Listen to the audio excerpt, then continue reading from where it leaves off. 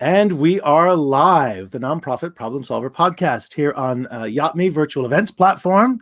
Also brought to us by Pod Pro Audio, which is making professional podcasting easy.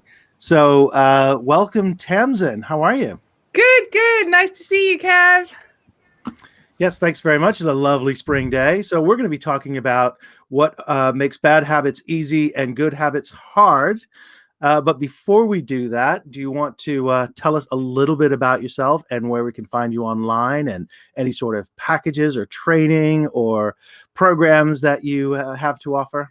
Sure. So my name's Dr. Tamsin Astor. I'm the Chief Habit Scientist, international speaker and author, and I help people connect their daily habits to their big, juicy life and business vision. I am based here in the US, in Cleveland, Ohio, and I coach. So I have 3-month coaching packages from crappy to happy. 90-day habit reboot. I also have some group programs that come up and on. I've got one at the moment I'm running called Cleanse and Create, where you detox and clear the channels and then create a vision for your life. And in the fall and spring of next year, I will be teaching a 6-week credit class at Tri-C. It's a certification that I've created called the Mindful Leader, which is a 6-week program, which is for C-suite executives, entrepreneurs who are in positions of leadership. So that's me. I'm very active on Facebook. I do lots of lives. You can also find me in my free Facebook group. I'm also on LinkedIn a bit. So come hang with me. Right. Can you just explain what Tri-C is? Tri-C is Cuyahoga Community College, and I'm going to be doing this through the corporate college, which is their business school. And we're waiting to see what happens with COVID as to whether we do it online or in person. But we may start, we're hoping to do a September cohort, an October cohort, a February, and a spring cohort. So for a year of the 6-week certification, which is 1.8 credit hours. And will that be available online at some point for people who are not in the Northeast Ohio area? Yeah, that's the plan is to do a combo, is to make it in person and virtual eventually. Yeah. Right. Okay. So lots going on, lots of ways of getting in touch. Before we dive into that, let me just explain that on this platform, we are currently doing the main event, which is the live podcast recording. And afterwards, we will end the recording and move into mingle mode, which is where we take advantage of the tables, the representation online that YachtMe has of a gala event. And we'll be able to carry on with some conversations with those who are able to stick around. So let me ask you first about that second coaching package that you talked about with cleansing and detoxing, because as a chief habit scientist, unless you're talking about hygiene habits, people might not necessarily make the connection between the physical, the body side of it, and some of the behavior and mental components. Can you sort of draw that line for us? Sure. So, when I talk about habits, I'm talking about basically most of the behaviors that you commit to and you automate, right? So 90% of our self-care behaviors are habit. Over 56% of what we do every day are habits. And habits are behaviors that we've done repeatedly and our brain has created an automation around. And so because my background is in neuroscience and in Ayurveda, I combine these two with my coaching. So when I'm talking about detoxing, I'm talking about the relationships that you have with certain habits. So for example, this program I'm doing, we look at detoxing the mind. So your mental habits, how do you talk to yourself? How do you navigate boundaries around people shoulding on you? You should look this way. You should earn this much. You should enjoy this job. So shoulding is the verb. Shoulding the verb shoulding. Yeah. Yes, we want to avoid shoulding on ourselves or on others because that doesn't serve us, does it? Right. Yeah. And so be careful who you should on. Exactly. And we also want to avoid masturbation too, like I'm not a fan of masturbation. Right.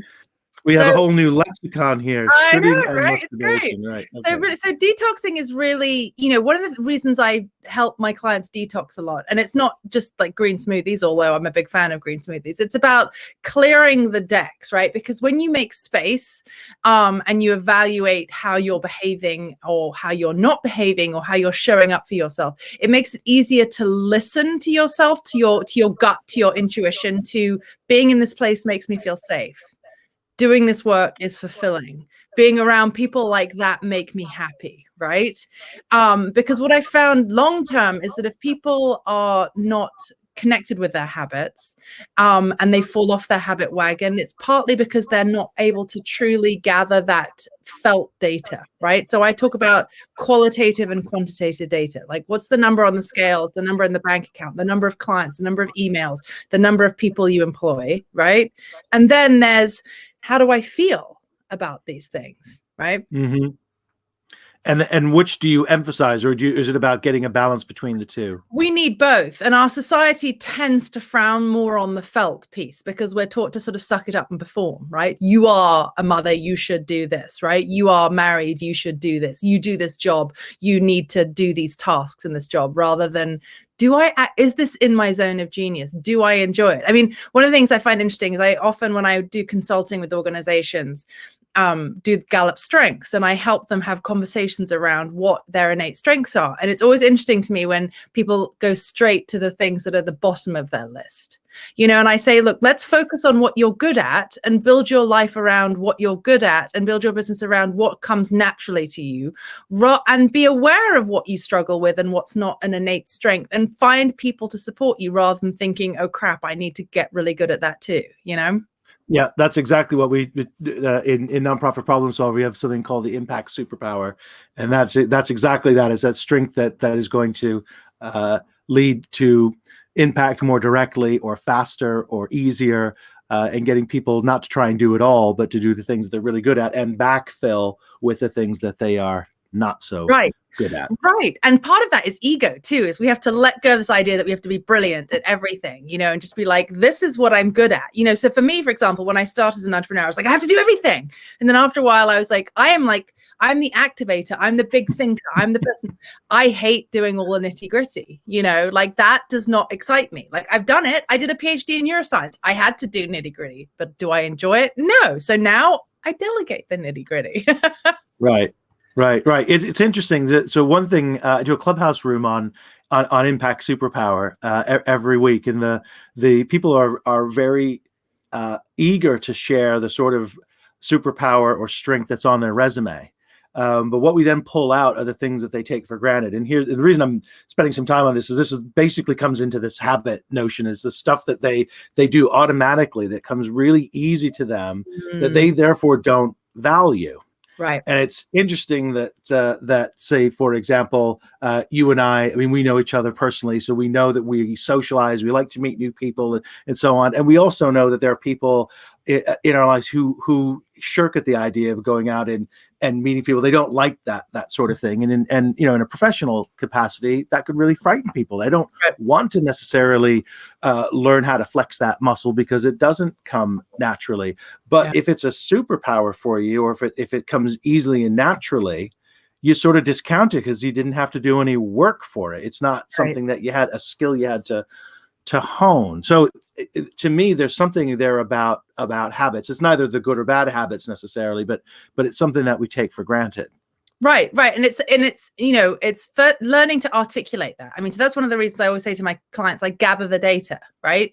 You need to know what you do, what you enjoy, how you do it, you know, what does come naturally to you. I mean, so for example, people are always shocked to discover that I was an incredibly shy child and hated getting on stage and was terrified of meeting new people.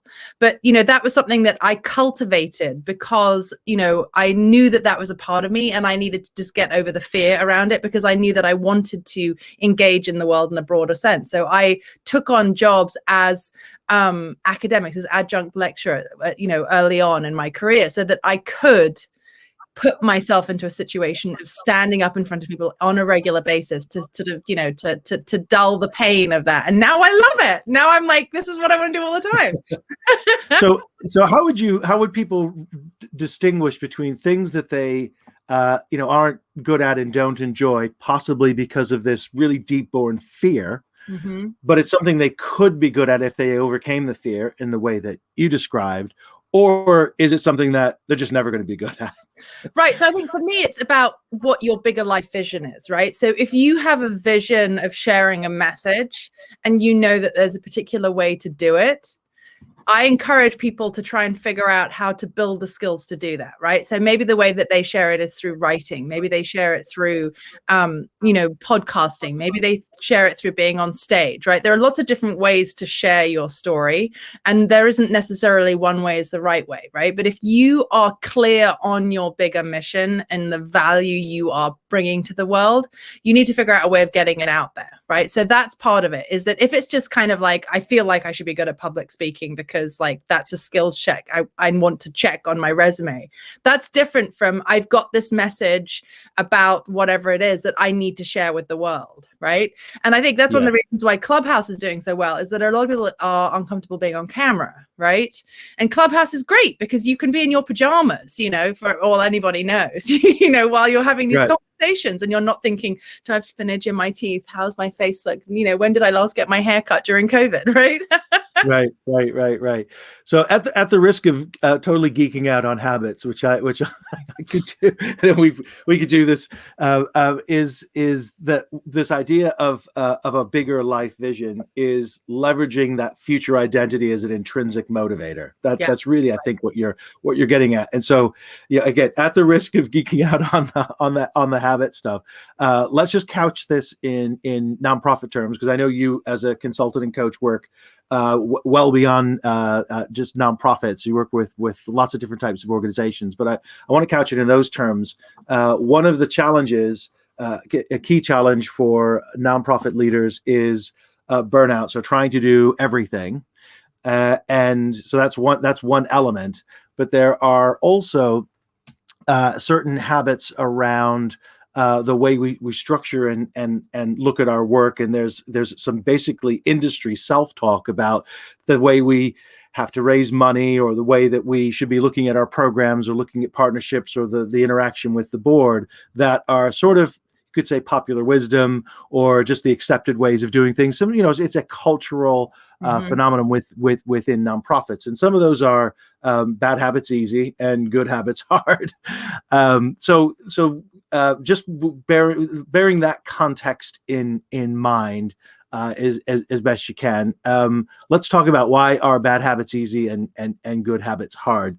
What makes a bad habit easy in our perception? Is it simply because we've been doing it for so long, and that it really is taken on the status of habit, and so it's easier to carry on doing than to try and stop? So, so as a starting point, I try to avoid using the bad and good labels, because, I feel like we add shame to it. And when we add shame to the conversation, it makes it much harder to think about changing it, right? So the first thing I say to people is try and go into this with a sense of grace, right? Okay. And try to go into it with a sense of like, gentleness and forgiveness, right? Because when we start adding that, it's a little bit like one of the things, so I'm a Buddhist, right? And in the popular lingo, people talk about karma. Oh, karma's going to get her. Karma's going to get him, And actually the word karma literally just means action. It doesn't have a positive or negative thing associated with it, right? So, we add the positive or the negative, piece on top of it. And so when we want to use karma as retribution. Right. Exactly. Like karma's going to get that X of mine, or whatever it is, and it's like, oh, right. Okay. And so I look at habits in that way too, right? Habits are just behavior patterns that we've constructed, right? And we've constructed them through our personal experience, through, long use, through the families we grew up in, all of the things, right? And so as a starting point, I try to look at my habits and think, do they fit with what I'm trying to achieve? Right? What is my goal here? What am I trying to do in the world? Who am I trying to help? What is the point of this? Right? And is the habit I'm doing contributing to that or not? Right? And part of it as well is, what is the internal driver? So I co-host a room on Clubhouse on Mondays, and we talk about habits. And one of the things we were talking about this past Monday was, how an external behavior can have completely different internal drivers. Right? So, eating ice cream with your kids on a beautiful sunny day is a completely different internal driver than eating a tub of Ben and Jerry's on the sofa because you've just been dumped, right? Same behavior, eating the ice cream, totally different internal driver, right? So when we're looking at our habits, we want to see what is the reason we are doing this habit and what is it contributing to, right? So if as a nonprofit, you've got a goal of raising X amount of money and you've always done it this way, what's the data? Does doing it this way make sense? Are you just doing it because you've got the contacts? This is the way you were trained to do it. This is the way you've always done it. But actually, in reality, it doesn't work. And what would make much more sense is to follow a completely different methodology. Right. Okay. So we want to avoid the question of sort of bad and good as such, because for the reasons you outlined, like shame and looking at whether a habit serves and sort of evaluating it on that basis. But what I guess I was trying to get to with this question of bad habits easy, good habits hard, is this idea that there's some resistance to we're sort of locked in to a certain extent with our existing patterns, and it's hard work to try and replace them with better patterns. Totally. So there's two things to think about here. One is that starting is really hard, right? So I like to give the analogy of a car, like the first gear is the strongest gear in the car because that's the one that gets the car in motion, right? So starting habits is always way harder than continuing them. So be aware of that when you're thinking about doing it, and think about the context that you're setting that up in. And if you look at like New Year's resolutions, which often is habit driven, 92% of people have quit their New Year's resolutions by February because they've not created the structure to support that, right? And then to your point about changing, right? Once a habit structure, habit loop is in place, right? And a habit is made up of three things: a cue, the action, which is the actual habit, the behavior, and then the reward. What are you getting out of it, right? Once that's in place, the brain has created deeply engraved structures, right? So you've probably heard the what fires together, wires together, right? Which came from Donald Hebb's book in the 1940s.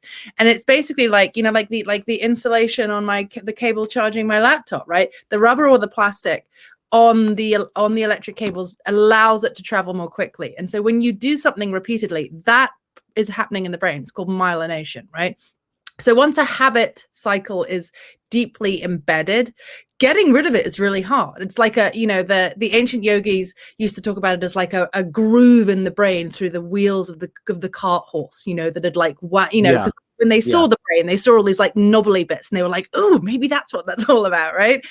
And so what we want to do is replace it. And how do we replace it? We want to identify the cue and the reward, right? What is triggering the habit cycle and what are we getting out of it, right?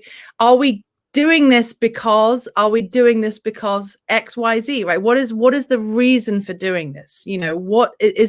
Are we doing this because it's a time of year? It's like, oh crap, this is the time of year. This is when we need to bring the money in, right? Are we doing it because our boss said this is the time of year to do it? Are we doing it because we're in a state of fear that we're not going to make payroll next month? Like, what is cueing this behavior, right? And what are we getting out of it? And when we can start looking at that and understanding that, we can then change the loop. Right. So, and I've been using that sort of model with some success with some nonprofit leaders, identifying the cues around some of their sort of time management behaviors and being able to then stop the self-talk around some decisions around overscheduling and things of that nature. But the harder one, it seems, is the reward, and understanding with that. Can we talk about how complex rewards can often be? I mean, we might think, as you were using the ice cream example, that eating the ice cream is the reward because that's the physical, observable, external behavior. But there's some suggestion that may not actually be what the heart of the reward. Right. So, as we're social beings, so rewards are often people related, right? So that's a big driver, is social interaction, which, COVID has really brought to the forefront, right? And we see that in societies that thrive, social interaction is a prime feature of their regular behavior. So social interaction is a big reward.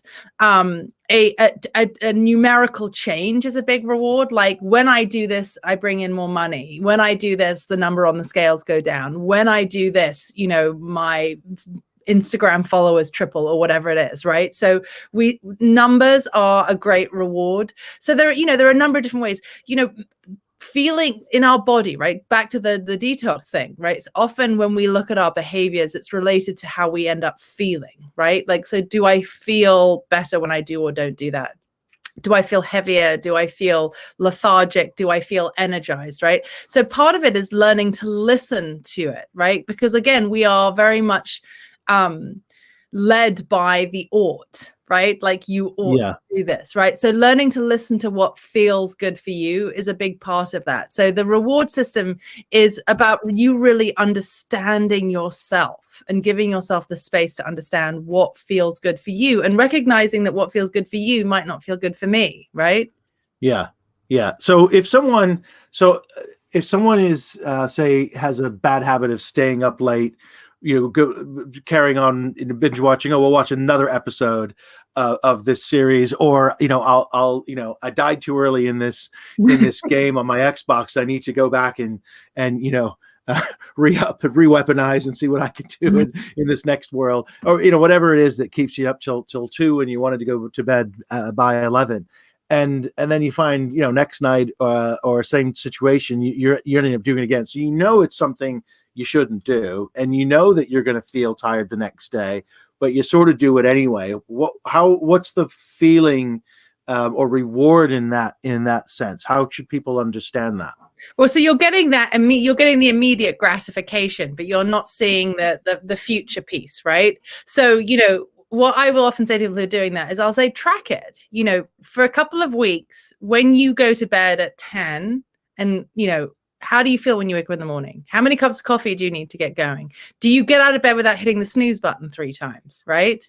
Do you wake up and go straight to your morning practices of meditating, going for a run, whatever? Or do you think, screw that, I'm going to go and lie on the couch or go to Dunkin' Donuts and get coffee, right? Right. So track it, right? So that's one way to start doing it, is gather the data on yourself and track and see how you feel.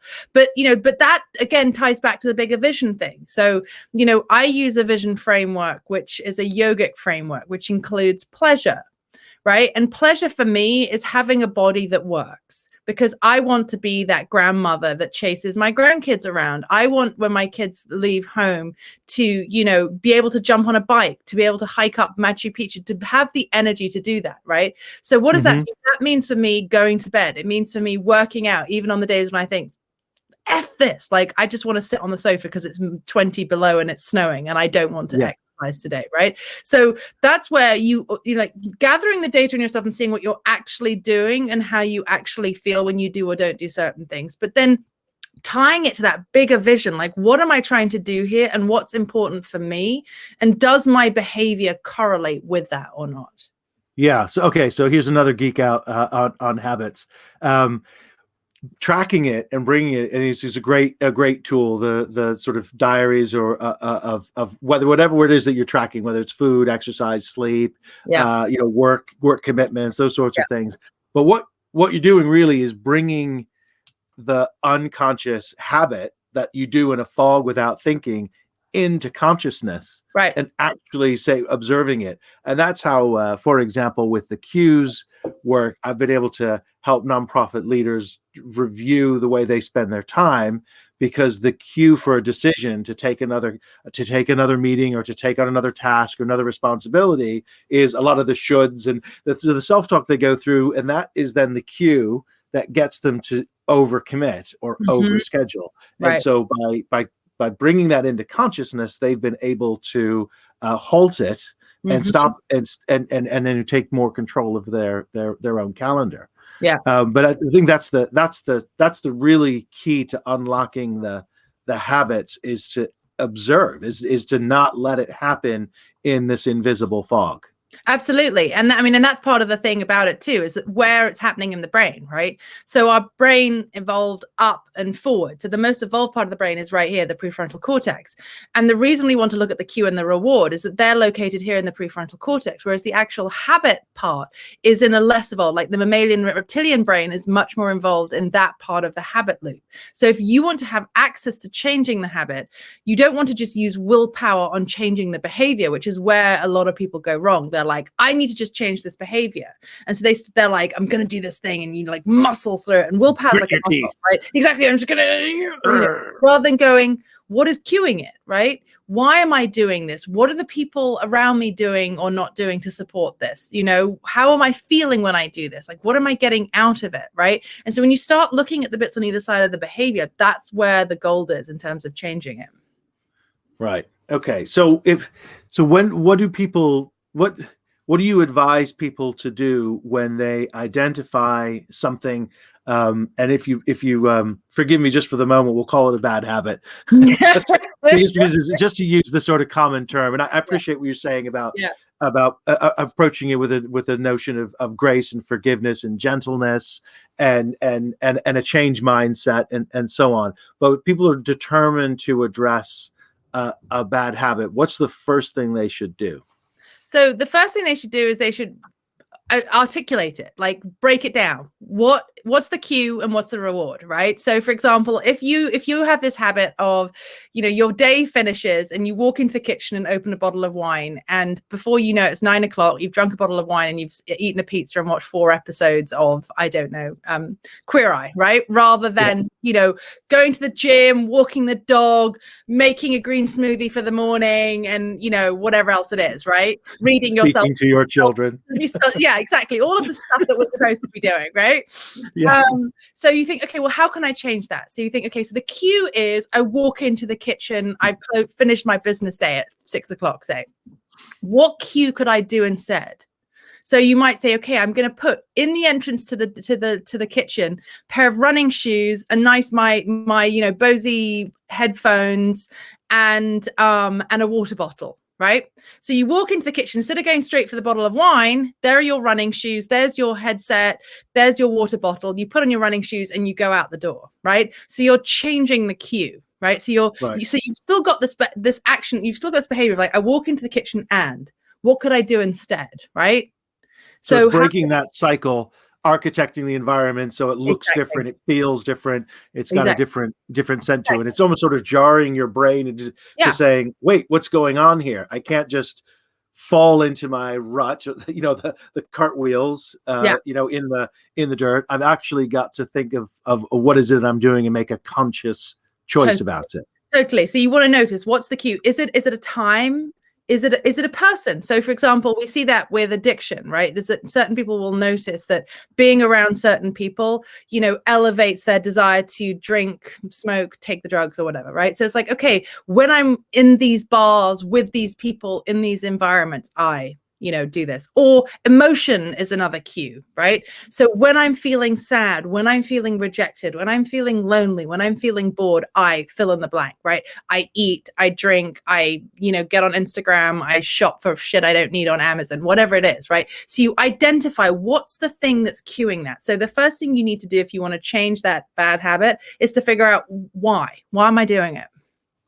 Right. And one of the things that I've noticed with people when they talk about habits, and trying to apply this notion of cue, action, reward, is the scale of the habit that we're talking about. So, for example, if you want to get people to, like with COVID, wash their hands at certain points, you make it really easy to put a sanitizer dispenser right in the door, and that's a single simple action. Right. Likewise, if you want to train yourself to have a glass of water as soon as you wake up, you put a glass of water the night before where you'll see it when you wake up. Right. You know, those sorts of things. But then there are more complicated behaviors that people will say, and like the ones that I was talking about earlier, when people say, oh, well, I always overschedule. I'm always working to the last minute. That's not a single action. And it's tough sometimes to break it down into what exactly is the cue, action, and the reward, because it's sort of multi-layered.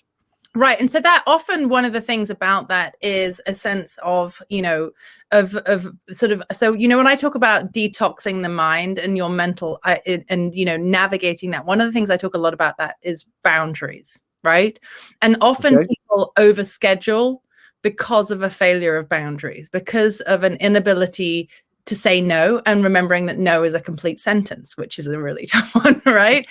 That was a complete So, sentence. so learning to say no, right? So, for example, often I've got a client right now who is chronically overscheduled, right? He works for himself, entrepreneur, very successful. And not only is he very busy during the day, but he's also somebody who's a sort of self-development junkie. So and a volunteer junkie. So his evenings, he sits on 3 boards and, volunteer, so he's, often, on it from sort of 6:37 in the morning until 9 at night. And so I've challenged him in the last 3 weeks to schedule 4 or 5 hour chunks every week with nothing on his calendar.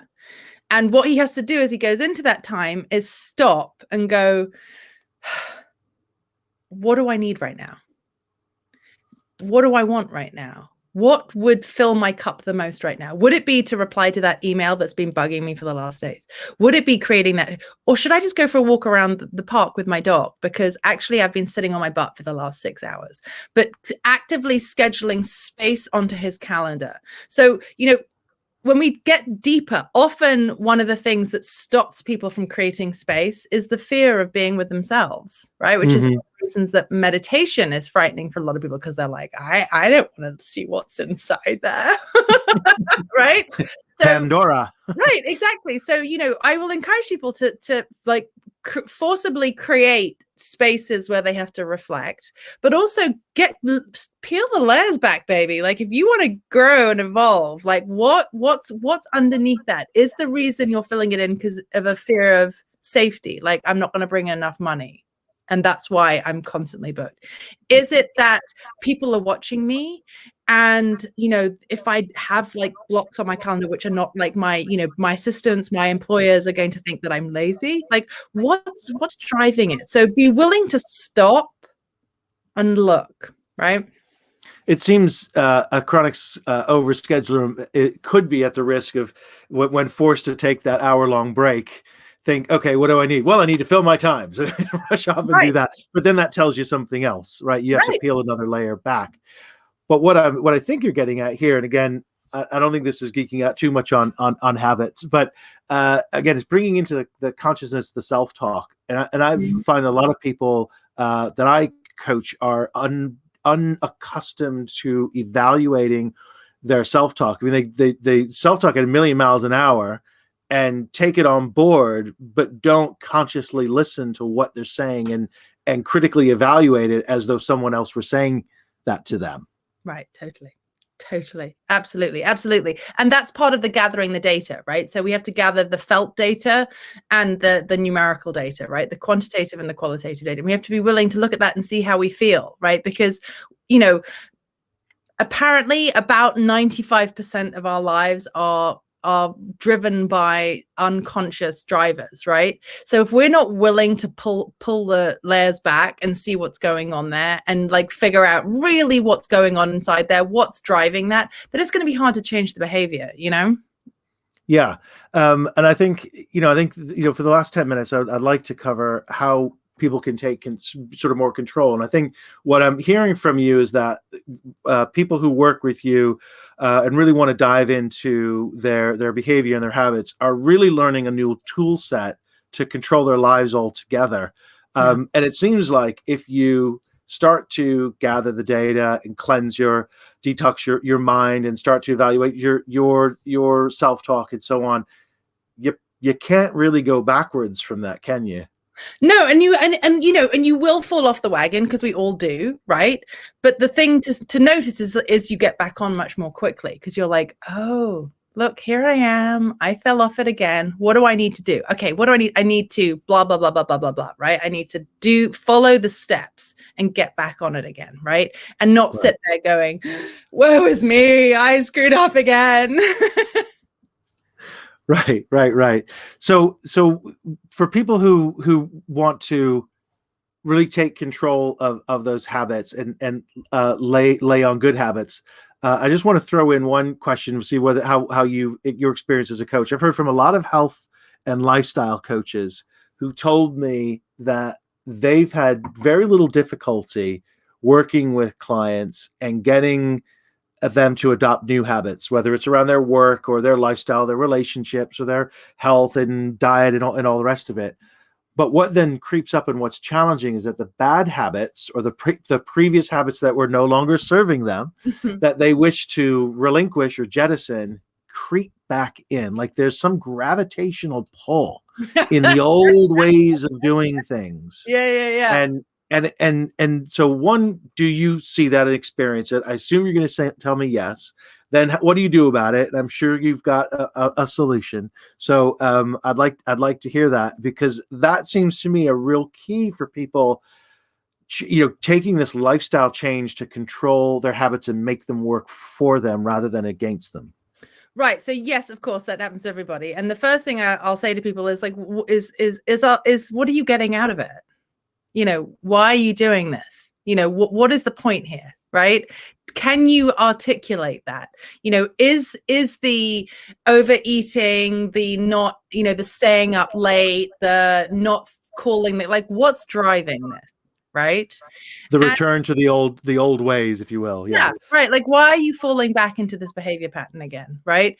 And do people say, so the reason what I've heard coaches say, and I've heard from my own people as well, is that they say, I don't know, I just find myself doing it that way again, and it's sort of like falling off the wagon. Well, to which I think like there's more underlying it. To which I call bullshit. I'm like, like it's like, oh, la, la, I don't know why I drew on the wall, mommy, la la la la, like, come on, like. If you're showing up with a coach, you've got to be willing to do the work, right? And so I think one of the first things that I'll say to people, and one of the first things I'll say to people who are considering working with me is, are you willing to take radical responsibility for your actions?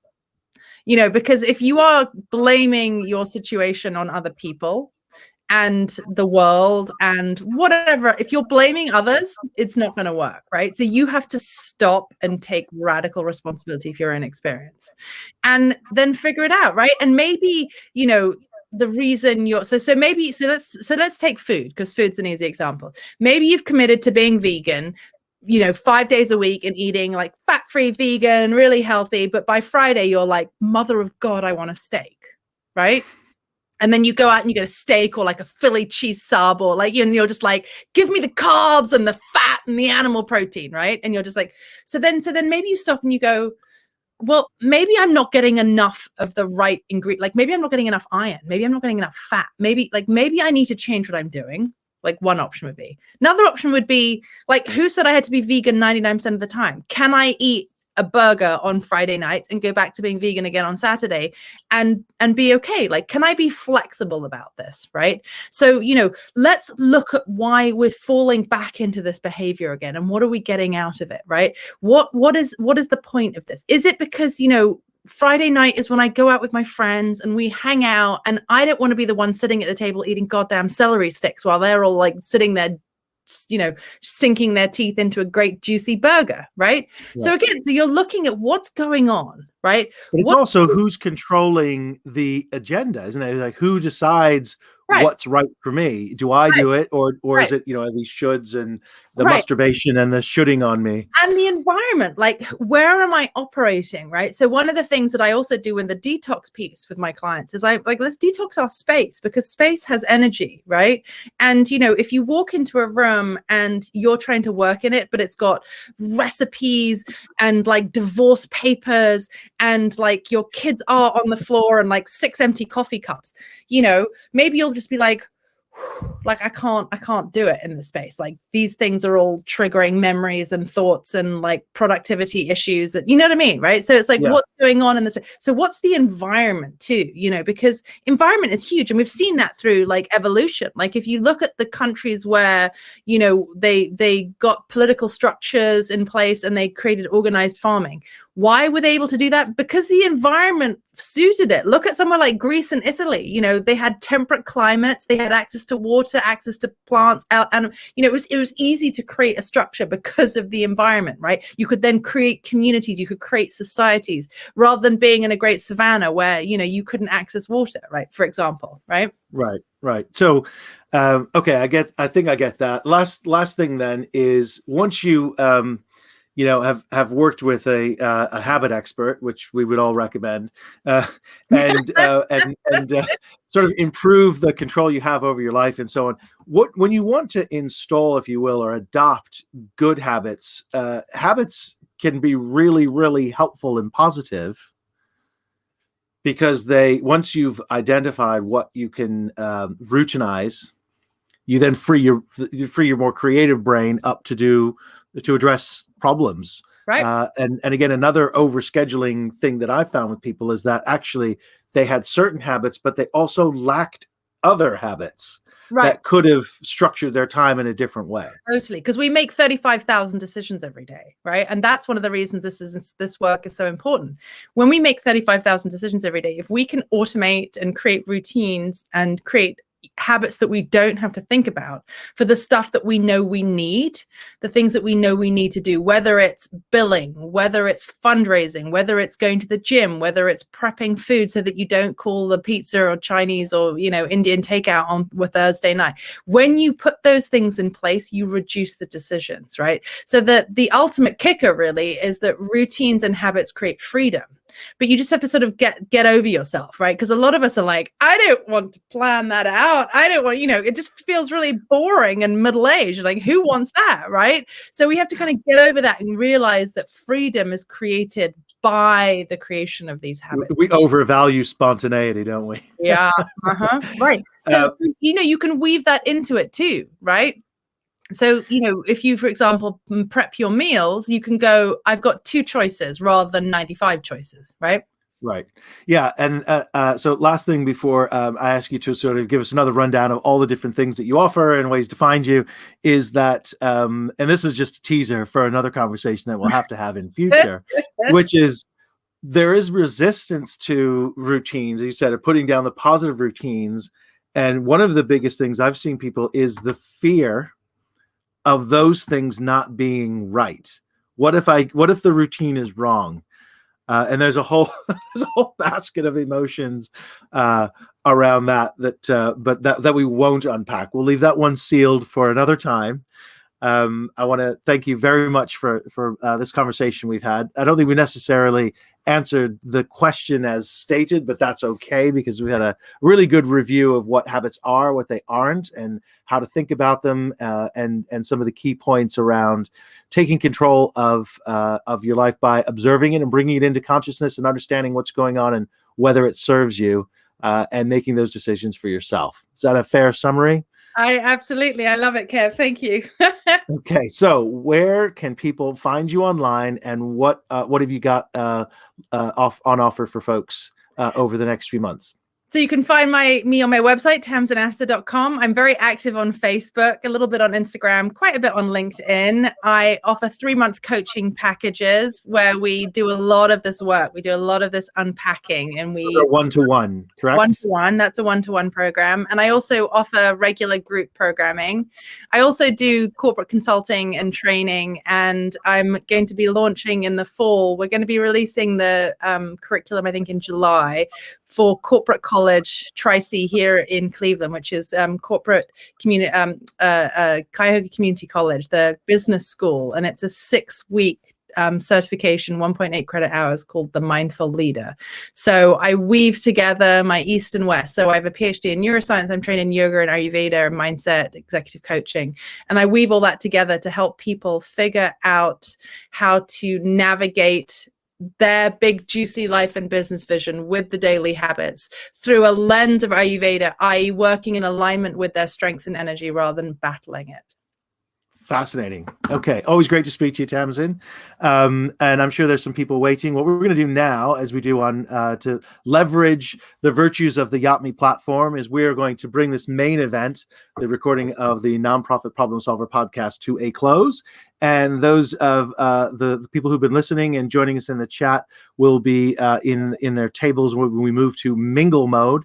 And we'll be able to continue a conversation for a few minutes if you're game, Tamsin. Got a few minutes extra? Yeah, great stuff. Yep. Okay, thank you so much. We'll see you next time on the Nonprofit Problem Solver podcast. On to mingle mode.